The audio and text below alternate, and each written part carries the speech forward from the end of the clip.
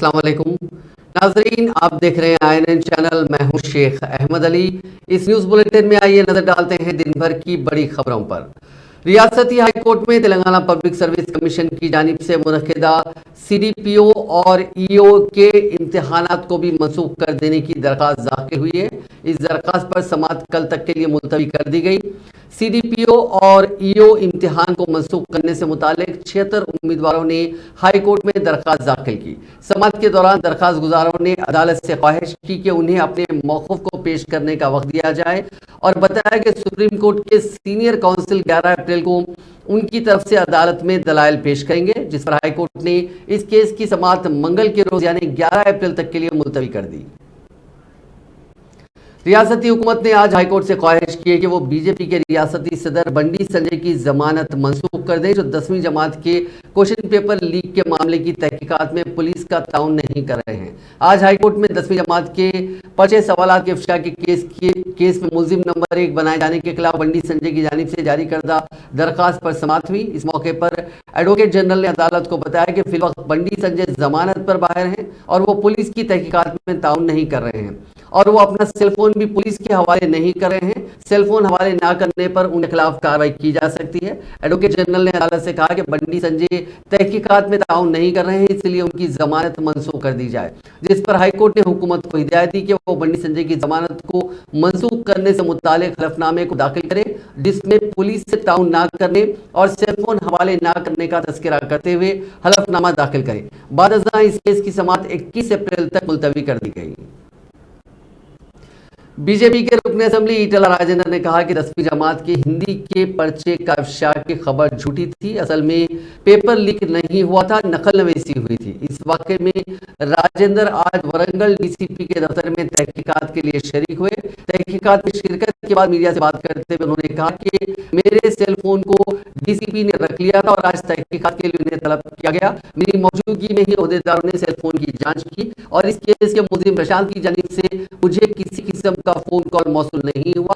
Police ने इसकी तस्दीक करी और मेरे मोबाइल पर महेश नामी शख्स ने व्हाट्सएप मैसेज किया था और मैंने इस मैसेज को दूसरों को रवाना नहीं किया। पुलिस ने इस मामले की भी मुकम्मल जांच कर ली। राजेंद्र ने कहा कि सुबह 9:30 बजे इम्तिहान का आगाज होता है और 11 बजे के बाद पर्चे सवाल बाहर आता है, तो इसे पेपर लीक किस तरह कहा जा सकता है? इसे तो सिर्फ नकल नवीसी कहा जा सकता है। उन्होंने कहा कि चीफ मिनिस्टर चंद्रशेखर राव प्रगति भवन में बैठकर हमेशा हमें किस तरह परेशान करना है और किस तरह झूठे मुकदमात में फंसाना है, उसकी साजिश कर रहे हैं। उन्होंने कहा कि अपने इख्तियार का गलत इस्तेमाल करते हुए उनके खिलाफ झूठे मुकदमात दर्ज करने की कोशिश की जा रही है। सुप्रीम कोर्ट ने आज गवर्नर तमिलिसाई सौंदरराजन के खिलाफ सरकारी बिल्स पर मंजूरी ना देने से मुताल्लिक तेलंगाना हुकूमत की जानिब से दाखिल करदा दरखास्त पर समाअत की।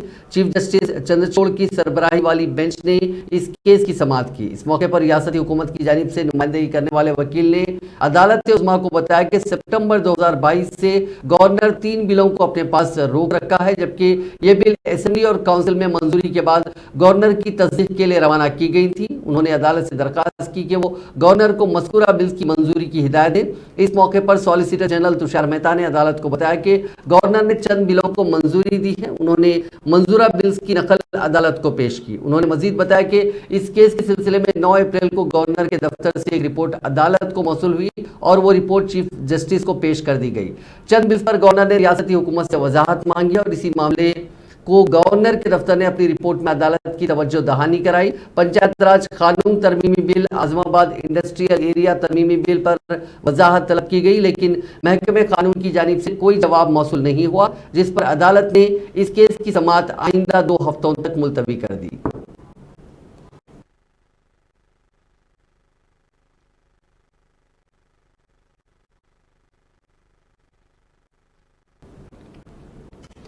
गवर्नर डॉक्टर तमिलिसाई सौंदरराजन ने 3 ज़ेर इल्तिवा बिलों को मंजूरी देते हुए एक अहम फैसला किया। 2 बिल सदर जमहूरिया मरमू को भिजवा दिए गए, 2 मजीद बिल हुकूमत को वापस भेजे गए, मजीद 2 बिल ज़ेर इल्तिवा रखे गए। तेलंगाना हुकूमत ने गुज़िश्ता माह सुप्रीम कोर्ट में अर्जी दाखिल की थी और कहा था कि गवर्नर ने 14 सितंबर 2022 से 13 फरवरी 2023 के दरमियान 10 बिलों को मंजूरी नहीं दी है। तेलंगाना हुकूमत ने यह पूछा था कि ऐसा करना क्या दस्तूरी तौर पर दुरुस्त है?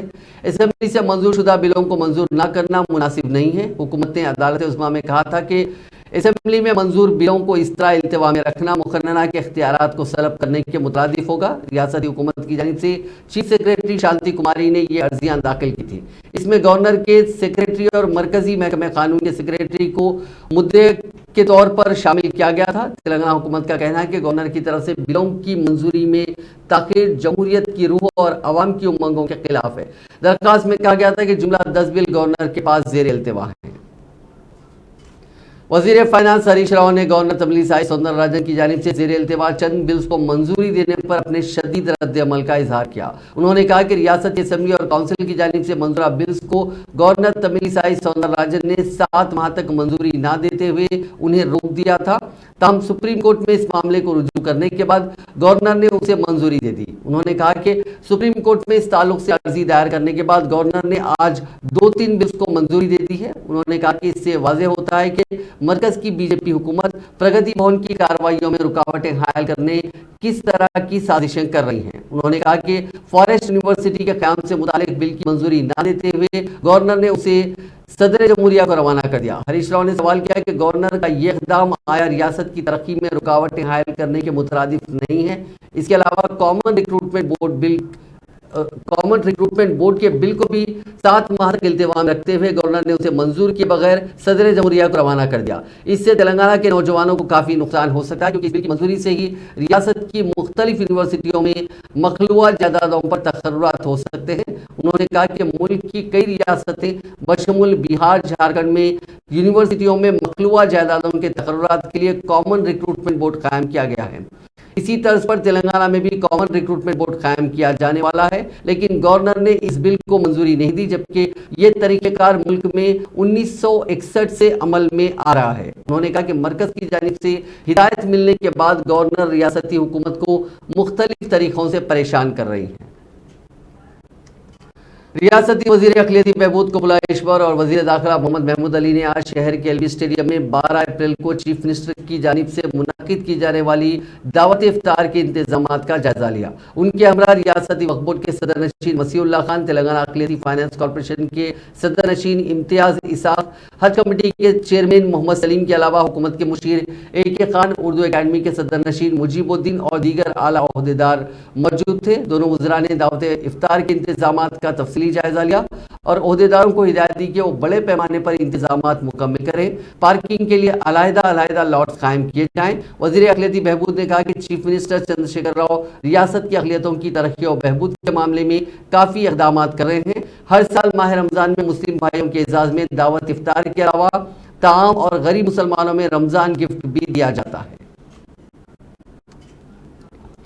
तेलंगाना के वज़ीर इंफॉर्मेशन टेक्नोलॉजी KT रामाराव ने जिले सिरसिला का दौरा किया। इसमें मौके पर उन्होंने तुंगलापल्ली, एल्लारेड्डीपेट और गुम्बीरावपेट मंडलों में कई तरक्याती कामों के लिए संगे बुनियाद रखा और इफ्तिताह किया। वज़ीर मौसूफ ने तुंगलापल्ली मंडल के चेरुलावंच में BR अम्बेडकर और चाकरी उलमा के मुजस्समों की नकाब कुशाई की। बाद उन्होंने इसी गांव में SC कम्युनिटी भवन का संगे बुनियाद रखा, जिस पर 19,50,000 रुपए की लागत आई थी। बाद नए तामीरशुदा सब स्टेशन का इफ्तिताह किया। लक्ष्मीपुर में उन्होंने डिस्पेंसरी का इफ्तिताह किया। बाद उन्होंने 26 लाख रुपए की लागत से बनाई गई ग्राम पंचायत इमारत का भी इफ्तिताह किया।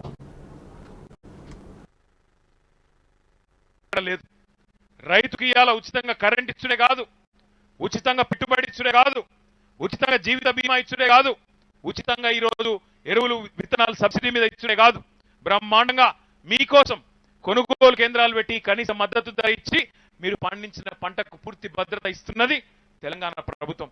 దేశంలో ఎక్కడ గిన్నె కొనుగోలు కేంద్రాలు లేవు. ఇంత పెద్ద మొత్తంలో వ్యవసాయం విస్తరించిన, ఎన్ని కింటాలు వడ్లు కొనాల్సి వచ్చినా భయపడకుండా సంవత్సరానికి ఈ రోజు బ్రహ్మాండంగా 40-50 వేల కోట్ల రూపాయలు ఖర్చు పెడుతూ మీకోసం ఆ ధాన్యం కొనుగోలు చేసి మరి కేంద్ర ప్రభుత్వానికి అప్పచెప్పి మరి వాళ్లకు మనకు మధ్యలో కొంత గ్యాప్ వచ్చినా, కొంత ఇబ్బంది అయినా సంవత్సరానికి 1500 నుంచి 1000 కోట్లు మరి రైతుల కోసమే ఆ సబ్సిడీని కూడా భరిస్తున్నది రాష్ట్ర ప్రభుత్వం కేసీఆర్ గారి నాయకత్వంలో అనే మాట కూడా నేను మీకు విజ్ఞప్తి చేస్తా ఉన్నా.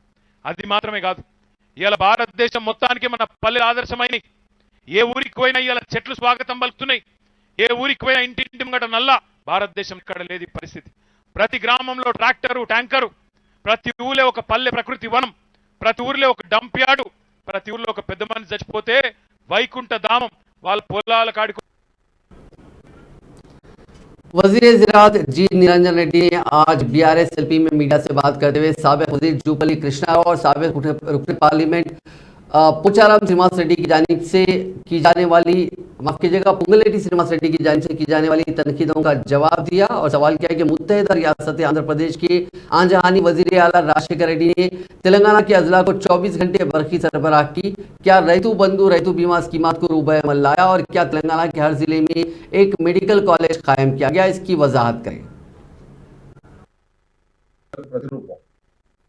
కొద్దిమంది వ్యక్తులు వాళ్ళు కోరుకున్నది జరగకపోతేనో వాళ్ళు అనుకున్నది జరగకపోతేనో దానికి పార్టీని ఫండంగా పెట్టాలనుకుంటే అది పార్టీ ఎప్పుడు కూడా దానికి సిద్ధంగా ఉండదు, ఎప్పుడు కూడా జరగదు. అదేవిధంగా ఎవరు ఏ రకమైనటువంటి పాత్ర పోషించే వాళ్ళైనా మేము పార్టీ కంటే అతీతులము, పార్టీ కంటే ఉన్నతులము, పార్టీ కంటే గొప్పవాళ్ళం అనేటువంటి ఆ వ్యక్తిగత ధోరణి ప్రదర్శిస్తే కూడా అది ఎవరు మన్నించరు, సహించరు. పైగా చివరికి పార్టీ అధినేత మీదనే మాట్లాడేటువంటి స్థాయికి వాడు పోవడం అనేటువంటిది అది పరాకాష్ట. అందుకే సహనంగా కొంతకాలంగా వాళ్ళ ప్రవర్తనను పరిశీలిస్తూ వచ్చినటువంటి పార్టీ మరి వాళ్ళ అంతిమంగా BRS అధ్యక్షులు గౌరవనీయులు ముఖ్యమంత్రి గారు వారిని పార్టీ నుంచి సస్పెండ్ చేస్తూ నిర్ణయాన్ని ఈ ఉదయం ప్రకటించడం జరిగింది. ఇది వీలైనంత వరకు ఏ స్థాయి పార్టీ శ్రేణులైనా గ్రామ స్థాయి నుంచి రాష్ట్ర స్థాయి దాకా ఎవరైనా సరే పార్టీ వీడకుండా ఉండే విధంగానే పార్టీ అన్ని వేళలా ప్రయత్నం చేస్తుంది. ప్రోగు చేసి ఒక్కొక్కరిని ప్రోగు చేసి మోగుబెరిగినట్టు పార్టీ చాలా ఓపికగా చాలా సమయంతో ఇంకా वजीर सयाहत वी श्रीनिवास गौड़ ने कहा है कि तेलंगाना में 14वीं सदी से ही हिंदू मुस्लिम भाई भाई की तहजीब देखी जा रही है। उन्होंने कहा कि तेलंगाना में कई मुस्लिम हुक्मरानों ने बरसा बरस तक हुक्मरानी की और उन्होंने यहाँ फिरका वाराना हम आहंगी को फरोग दिया।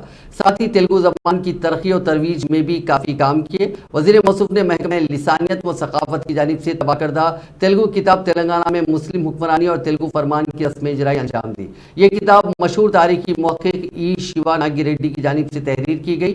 किताब की रस्म इजराई के बाद मुनक़िदा तकरीब से खिताब करते हुए श्रीनिवास गौड़ ने कहा कि तेलंगाना में मुस्लिम हुक्मरानों ने अपने दौर में पारसी जबान के साथ साथ तेलंगाना आवाम की तेलुगु जबान में भी बेहतर अंदाज में फरमान जारी किया करते थे। इसके अलावा तेलुगु जबान की तरक्की और तरवीज में भी खुसूसी दिलचस्पी ली और तेलुगु को परवान चढ़ाने में काफ़ी मदद की। उन्होंने कहा कि शिवानागी रेड्डी की जानिब से तहरीर करदा इस किताब में कुतुब शाही मुगलों के दौर में और औरंगजेब की जानिब से जारी करदा तेलुगु फरमानों को पेश किया गया। उस वक्त की तहजीब और सकाफत उनके दौर के फरमानों को देखने से वाज़ेह होती है। इस तकरीब में महकमे सयाहत के मैनेजिंग डायरेक्टर मनोहर के अलावा तेलुगु लैंग्वेज एंड कल्चर के director M Harikrishna, Telangana heritage department के अहदेदारों और दूसरों ने शिरकत की। BRS ने साबिक रुकन पार्लियामेंट P श्रीनिवास रेड्डी और साबिक वजीर जूपल्ली कृष्णा राव को मुबैना मुखालिफ पार्टी सरगर्मियों पर मुअत्तल कर दिया। ये मुअत्तली वजीर आला तेलंगाना व BRS के सदर चंद्रशेखर राव के अहकाम पर की गई। श्रीनिवास रेड्डी हालिया चंद महीनों से पार्टी क़यादत और आला सरकारी अहदेदारों के खिलाफ रिमार्क्स कर रहे थे। जूपल्ली कृष्णा राव ने भी पार्टी के खिलाफ रिमार्क्स किए थे। कृष्णा राव ने कांग्रेस से इस्तीफा देकर साल 2011 में उस वक्त की TRS जो मौजूदा तौर पर BRS बन गई है उसमें शुमूलियत इख्तियार की थी। वो 2014 में TRS के टिकट पर मुंतखब हुए थे। श्रीनिवास रेड्डी जो साल 2014 में YSR कांग्रेस के टिकट पर लोकसभा के लिए मुंतखब हुए थे, उन्होंने बाद TRS में शुमूलियत इख्तियार की थी। तेलंगाना प्रदेश कांग्रेस कमेटी के सदर रेवंत रेड्डी ने इल्जाम लगाया है कि chief minister Chandrashekhar Rao land mafia से जुड़े हुए हैं और बदनुमा तरीकों में मुलविस हैं। आज गांधी भवन में एक प्रेस कॉन्फ्रेंस से खिताब करते हुए रेवंत रेड्डी ने KCR पर इल्जाम लगाया कि वो हुक्मरानी के खतरनाक मॉडल की क़यादत कर रहे हैं जिससे रियासत की तरक्की और जमहूरियत को खतरा है। रेवंत रेड्डी ने दावा किया कि हेट्रो ड्रग्स के पार्थसारथी रेड्डी को कीमती सरकारी जमीन उसूलों की खिलाफ वर्जी करते हुए अलॉट की गई जिसे सरकारी खजाने को भारी नुकसान पहुंचा। ప్రభుత్వ రంగ సంస్థలు public sector units Congress party కష్టపడి నిర్మించిన వాటి లక్షల కోట్ల విలువైన ఈ సంస్థలన్నిటిని కూడా అవి ఏ కోర్టులు కావచ్చు ఎయిర్పోర్టులు కావచ్చు, జాతీయ రహదారులు కావచ్చు, ప్రజా సంపదతో కూడుకున్న సంస్థలన్నింటినీ కూడా కార్పొరేట్ కంపెనీలకు తెగనమ్మడం ద్వారా వాళ్ళు ఇచ్చే వేల కోట్ల రూపాయలతో రాజకీయాలను శాసించి ఈ దేశంలో రాజకీయాలను కార్పొరేట్ మోడల్ రాజకీయాలుగా వాళ్ళు మార్చడం జరిగింది. ప్రజలెన్నుకున్న ప్రభుత్వాలను, ప్రజా ప్రతినిధులను బెదిరించడము, కొనుగోలు చేయడము, ఎన్నికైన ప్రభుత్వాలను పడగొట్టడము, పార్టీ ఫిరాయింపుల ద్వారా 9 రాష్ట్రాలలో రాష్ట్ర ప్రభుత్వాలను ఏర్పాటు చేయడంలో ఈ కార్పొరేట్ కంపెనీలు అత్యంత క్రియాశీలక పాత్ర పోషించాయి. Bharatiya Janata party corporate model politics ని దేశానికి ఇచ్చింది. ఇప్పుడు చంద్రశేఖరరావు గారు మోడల్ ని పరిచయం చేస్తా ఈరోజు దేశంలో ఉండే సిద్ధాంతాలతో నడిచే రాజకీయ పార్టీల దగ్గర ఎన్నికల నిర్వహణ కానీ ప్రజాప్రతినిధుల కొనుగోలుకు నిధులు లేవు కాబట్టి మీకు కావలసిన వేల కోట్ల రూపాయల నిధులను నేను సమకూరుస్తాను, నన్ను నాయకుడిగా మీరు స్వీకరించండి అని. तेलंगाना प्रदेश कांग्रेस कमेटी के कारगुजार सदर महेश कुमार गौड़ ने बताया कि 14 अप्रैल को कांग्रेस पार्टी की जानिब से मंचरियाल में एक अजीमुशान जलसे आम का इनेकाद अमल में लाया जा रहा है। इस जलसे आम से कांग्रेस के कौमी सदर मल्लिकार्जुन खड़गे और कई सीनियर कायदीन खिताब करेंगे। मंचरियाल में मुनक्किद होने वाले जलसे आम का ताल्लुक CLP लीडर भट्टी विक्रमार्का की हाथ से हाथ जोड़ो हाथ यात्रा से जुड़ा हुआ है। ये महीना 14 को मंचिरियाल में जय भारत सत्याग्रह पब्लिक मीटिंग है। AICC के अध्यक्ष श्रीमान मल्लिकार्जुन खड़गे जी इस मीटिंग में शामिल होंगे, एड्रेस करेंगे। उनके साथ PCC president, CLP leader, MPs, MLAs, senior Congress कायदे पूरे अटेंड करेंगे। देश में अदानी अंबानी के जरिए देशवासियों का मूल को जो लूट जा रही है, बीजेपी सरकार की षड्यंत्र में फंस के अदानी अंबानी के नाम पे जो लूट हो रहा है, उनको रोकने के लिए पार्लियामेंट में जो राहुल गांधी जी बात करते आ रहे हैं, राहुल गांधी बात करने में बीजेपी को दिक्कत होके उनको डिस्क्वालिफाई पे करे हैं। ये पूरे सिलसिले में प्रजातंत्र जो भी मानते हैं देश में विदेश में, इस हरकत को पूरे लोग कंडेम कर रहे हैं। वही सिलसिले में पूरे देश में जय भारत सत्याग्रह दीक्षा हम कर रहे हैं। डेमोक्रेसी को बचाने के लिए, इस देश में सेक्युलरिज्म को बचाने के लिए कांग्रेस पार्टी जो कार्यक्रम ली है, वो कार्यक्रम के अंतर्गत सत्याग्रह दीक्षा होगा। मंचिरियाल में 14 के दिन 4 बजे पब्लिक मीटिंग होगा, उसमें आप लोगों को पूरे लोग शामिल होने का मैं रिक्वेस्ट करता हूँ। ओवैसी जो गाडसे के ऊपर जो कमेंट कर रहा है, ये कांग्रेस पहले से बोलती आ रही है। कांग्रेसवादी हम गांधी जी को मानने वाले हैं, गोडसे को मानने वाले नहीं है। गोडसे को पनिशमेंट दिए सो पार्टी कांग्रेस पार्टी है। गांधी जी जाति पिता है, देश की पिता के रूप में माने जाते हैं। उनके बारे में कांग्रेस पार्टी हमेशा एक ही रूप से रही है। हम गांधीवादी है, कोई गाडसेवादी को अपनाना चाहते हैं, उनको सबक पब्लिक सिखाएगी। जो आज ओवैसी जो बोले हैं, हम 50 साल से बोलते आ रहे हैं, तो नया नहीं। हम हमेशा गांधीवादी ही रहेंगे। ये देश गांधीवादियों का है, गाडसे लोगों का नहीं है। और जो भी गांधी को अपमान करते हैं, उनको कड़े से कड़ा सजा होनी चाहिए। ये कांग्रेस का मान है। ये महीना 14 को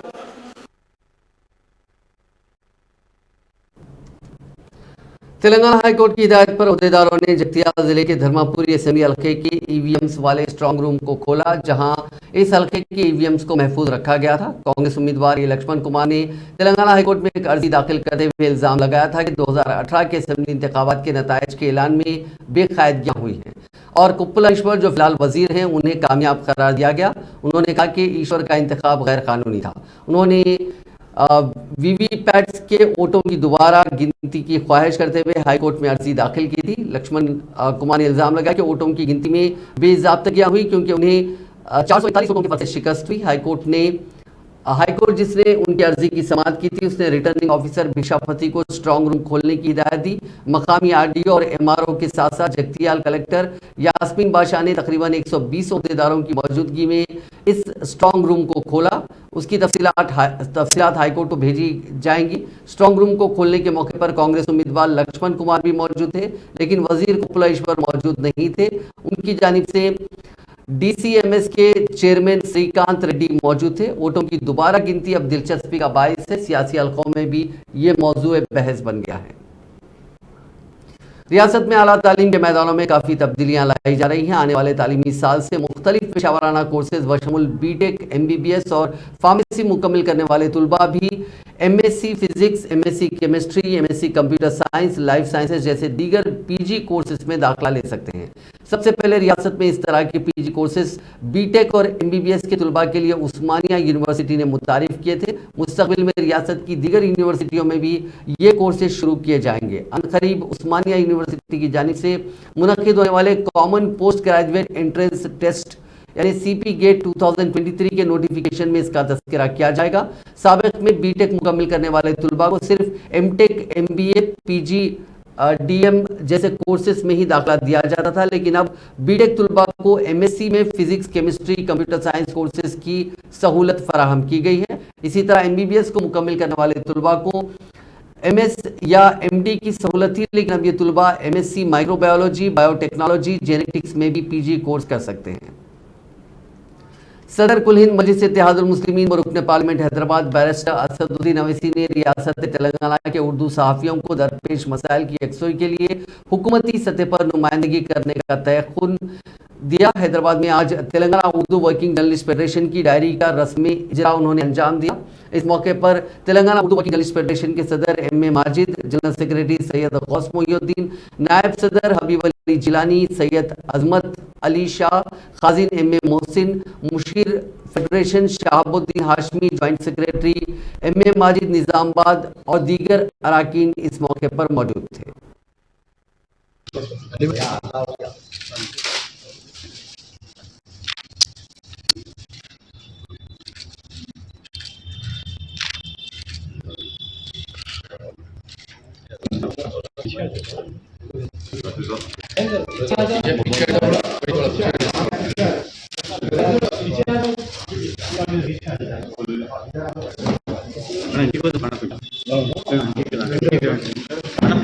शुक्रिया। Telangana Urdu working journalist federation की डायरी का आज मजलिस इत्तेहादुल मुस्लिमीन के सदर और रुकन पार्लियामेंट बैरिस्टर असदुद्दीन अवैसी ने इजराई अमल उनके हाथ में इजराई अमल में आई। दरअसल रियासत में उर्दू सहाफ़ियों के लिए खिदमत का जज्बा लेकर कुछ अर्सा पहले कुछ जयाले साथियों ने तहरीक शुरू की थी और वो तहरीक एक मुकाम पर पहुंच रही है। कैसे वक्त जबकि उर्दू जर्नलिज़म के 200 ईयर्स हो रहे हैं और इन हालात में उर्दू सहाफ़त को और उर्दू जर्नलिज़म से जो जुड़े लोग हैं उनको हौसला देने के लिए, उनको एम्पावर करने के लिए एक इक़दाम किया गया है। और इस सिलसिले में मुख्तलिफ़ ट्रेनिंग प्रोग्राम्स और कई सीनियर सहाफ़ियों को उनको तहनीत, उनको सम्मान पेश करने का भी काम शुरू किया गया। बैरिस्टर असदुद्दीन अवैसी जो बहुत ही एक कौमी जो है पॉलिटिशियन है और उनके ज़रिए हमने एक नुमाइंदगी भी की है। आज डायरी की रस्म इजराई के मौके पर हमने उनको एक याददाश्त भी पेश की है जिसमें उर्दू सहाफ़ियों के कई मसाइल पर गुफ्तगू हुई है। इसमें एक ख़ास बात यह है कि जो बेघर उर्दू सहाफ़ी हैं उनको डबल बेडरूम जो हुकूमत की स्कीम है उसके तहत जो है डबल बेडरूम मकानात दिलाने के लिए उन्होंने कहा कि एक फ़हरिस्त मुरतब करके दीजिए। वो इस सिलसिले में ज़रूर पूरी तरीके से संजीदगी के साथ मदद करेंगे। दूसरी जहाँ तक है उर्दू को यहाँ मुकाम दिलाने और उर्दू सहाफ़ियों और ख़ासकर छोटे जो अखबार हैं उनको एक्रेडिटेशन की जो सहूलतों की फराहमी है उस सिलसिले में भी उस याददाश्त में जिक्र किया गया जिसका उन्होंने मुस्बत में वादा किया है।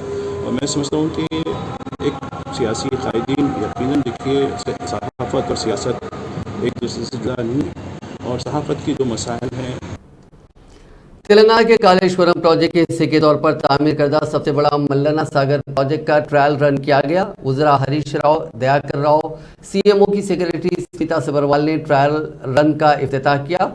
कुकनूरपल्ली मंडल में वाटर ट्रीटमेंट प्लांट बनाया गया है। रियासत का सबसे बड़ा पानी साफ करने वाला प्लांट 50 एकड़ के रकबे पर 1212 करोड़ रुपए की लागत से बनाया गया।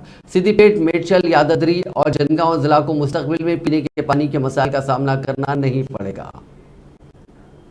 हैदराबाद के पुराने शहर में 5 अप्रैल को एक नौजवान का फायरिंग करके कत्ल कर दिया गया था। टप्पा चबूतरा पुलिस स्टेशन के हदूद में वाक़ मुर्गी चौक के करीब नामालूम अफराद ने आकाश सिंह नामी नौजवान पर उस वक्त फायरिंग कर दी थी जब वो अपने दोस्त के पास आया हुआ था। फायरिंग के नतीजे में आकाश की मौके पर ही मौत हो गई थी। पुलिस ने आज इस कत्ल में मुबैना तौर पर मुलविस मुलजिमीन को गिरफ्तार कर लिया, साथ ही कत्ल में इस्तेमाल हथियार भी जब्त कर लिए। 4 अप्रैल के दिन में टप्पा चबूतरा पीएस में एक मर्डर केस हुआ यूजिंग फायर आर्म। उसके अंदर एक आकाश सिंह को वहाँ पे मारा गया। तो उसके अंदर हमने इन्वेस्टिगेशन करते हुए टोटल 5 लोगों को यहाँ पे अरेस्ट किया। उसमें हमें एक पिस्टल जो बिहार से परचेस किया गया था वो मिला, और साथ में 2 स्पेयर मैगजीन भी यहाँ पे मिले। टोटल जो राउंड्स उन्होंने परचेस किए थे बिहार से टोटल 13 राउंड्स थे। तो इसमें मर्डर के दौरान इन्होंने टोटल 4 राउंड्स उस पर फायर किए। उसमें से 2 राउंड्स उसके बॉडी पे लगे और 2 राउंड्स मिस होके वॉल पे लगे। तो इसमें हमने साथ में 2 नाइफ्स भी यहाँ पे सीज किए। अभी मैं आपको डिटेल में बताता हूँ। बेसिकली 4 अप्रैल को नाइट में 12:30 को हमें इंफॉर्मेशन आया कि एक पर्सन को यूजिंग वेपन मारा गया। तो उसके बाद में हमने वहाँ पे इन्वेस्टिगेशन करते हुए हमें पता चला कि डिसीज पर्सन आकाश सिंह इसको वहाँ पे मारा गया। तो इसके अंदर हमने टप्पा चबूतरा पुलिस स्टेशन लिमिट में एफआईआर रजिस्टर करते हुए अंडर सेक्शन 302 यहाँ पे एफआईआर रजिस्टर किया। इसके अंदर under the guidance of ACP Gautam Satish और साथ में एसएचओ टप्पा चबूतरा एंड पूरी पीएस टप्पा चबूतरा की टीम की तरफ से एक डिटेल में अच्छी तरह से एफर्ट्स लगाते हुए टोटल 5 लोगों को हमने अरेस्ट किया। इसमें जो मेन एक्यूज पर्सन है वो है क्रांति सागर और चंद्रा। इन 2 लोगों ने मिलकर उसको ऑन द स्पॉट वहाँ पे मारा है। तो इसमें जो हिस्ट्री है बेसिकली लास्ट अक्टूबर मंथ में जो डिसीज पर्सन है आकाश सिंह और उसका भाई इनके बीच इन्होंने एक्यूज पर्सन A1 क्रांति सागर और उसके कुछ दोस्तों पे अटैक किया था। उस अटैक के टाइम पे टप्पा चबूतरा पीएस में 307 केस में हमने एफआईआर भी रजिस्टर किया और इसके अंदर हमने डिसीज पर्सन आकाश सिंह और उसके भाई और बाकी लोगों को हमने जेल को भी भेजा था। लेकिन ये इशू दोनों के बीच में कंटिन्यूसली चलता रहा, दोनों के बीच में इशू सेटल नहीं हुआ। तो उसके लिए A1 पर्सन क्रांति सागर इसने डिसाइड करते हुए उसको मर्डर को डिसाइड करते हुए ये पिस्टल खरीदने का प्लान किया। तो इसके लिए इसने A4 and A5 Arvind Yadav and Shailesh इन दोनों ने मदद करते हुए दोनों बिहार में गए। वहाँ पे बिहार में जाने के बाद रंजीत सिंह पर्सन की तरफ से उन्होंने 79,000 रुपीज़ उसको हैंड ओवर किए। ट्रॉली के स्क्रू और सलाख की शक्ल में लाए गए सोने को हैदराबाद के शमशाबाद एयरपोर्ट पर कस्टम्स एयर इंटेलिजेंस के अहदेदारों ने जब्त कर लिया और इस खुसूस में 2 अफराद को पकड़ लिया। ज़ायके के मुताबिक एक इतला पर यह कार्रवाई की गई। ये 2 मुसाफिरीन दुबई से गुज़िश्ता रोज हैदराबाद पहुंचे थे। उनके सामान की तलाशी के दौरान इस जर धात का पता चला। 64 स्क्रू और 16 सलाखों वाले सोने का वजन 444 ग्राम था। इसकी मालियत 21,20,120 रुपए थी।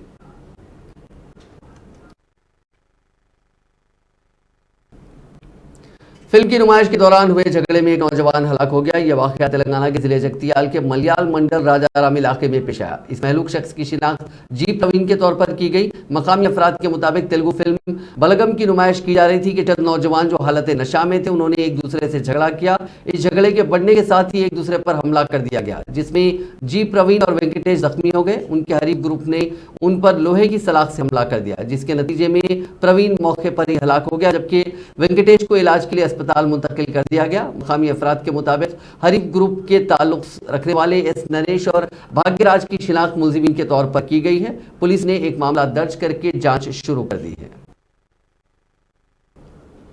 नाज़रीन, इस न्यूज बुलेटिन में बस इतना ही। आप देखते रहिए INN चैनल।